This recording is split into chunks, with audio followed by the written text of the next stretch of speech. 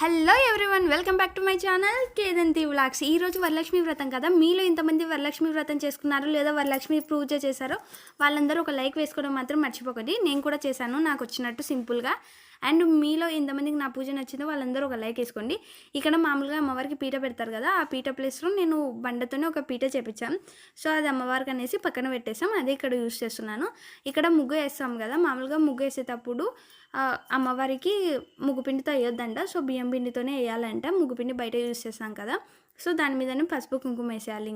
ఇంకా అమ్మవారి ఫేస్ బదులు నేను ఇక్కడ కొబ్బరికాయకే ఇంకా పసుపు కుంకుమ పెట్టేస్తున్నాను. అండ్ వరలక్ష్మి పూజ ఎందుకు జరుపుకుంటారు అనేది మీకు ఎవరికైనా తెలిస్తే కామెంట్ చేయండి. నాకు తెలిసినంత వరకు భర్త ఆయురారోగ్యాల కోసమే చేసుకుంటారు. నేను చేసిన పర్పస్ కూడా అదే. సో మీరు ఎంతమందికి ఇదే అనుకుంటున్నారు, రీజన్ లేకుండా వేరే ఏమన్నా ఉందా తెలిస్తే కామెంట్ చేయడం మాత్రం మర్చిపోకండి. సో నెక్స్ట్ ఇక్కడ మామూలుగా అయితే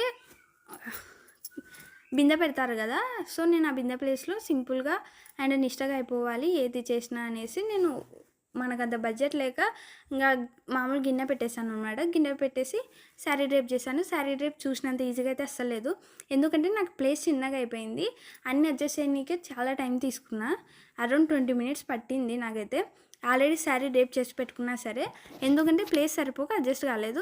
నెక్స్ట్ కలశంలో ఏమేమి వేసుకోవాలంటే పసుపు, కుంకుమ, కాయిన్స్, అదే రూపాయి బిళ్ళలందు, అండ్ ఇంకా అక్షింతలు, పూలు ఇవన్నీ వేయాలి. కలశంలో మాత్రం మర్చిపోకండి. సో ఇక్కడ నేను కలశానికి స్కేల్ కట్టేశాను, ఎందుకంటే కట్టెలు బయట నుంచి తెస్తాం కదా, సో ఏమేమో తాకింటాయి ఎందుకులే అనేసి అమ్మవారికి పెట్టడం. నేను స్కేల్ కట్టేశాను, ఇంట్లోనే నీట్గా ఉంటుంది కదా అనేసి. సో నేను ఇలా శారీ డ్రేప్ చేశాను. యాక్చువల్లీ ఇక్కడ నేను చెంబులో అలాగే తమలపాకులు కూడా పెట్టాలి. ఆ క్లిప్పు అంటే అప్పుడు మర్చిపోయాను అనమాట. నెక్స్ట్ వెంటనే పెట్టేశాను నేను. సో ఇలా అనమాట మొత్తం ఇలా చేసేసాను. ఇంకా అమ్మవారికి ఒక దండ, పూలు, గాజులు ఇవన్నీ వేసి ఇంకా నేను చేసిన ప్రాసెస్ ఇదే. నైవేద్యానికి వచ్చేసి 5 రకాలు పెట్టాను. దద్దోజనం, పులిహోర, చక్కెర పొంగలి, కేసరి అండ్ పండ్లు పెట్టాను. బూరెలు చేయాలంటే ఇంకా అంత టైం లేకుండే, సో ఏదైనా సరే మనస్ఫూర్తిగా పెట్టాలనేసి ఇంకా ఉన్న దానిలోనే పెట్టేస్తాను 5 రకాలు. నేను చేసింది కరెక్టో కాదో చెప్పండి.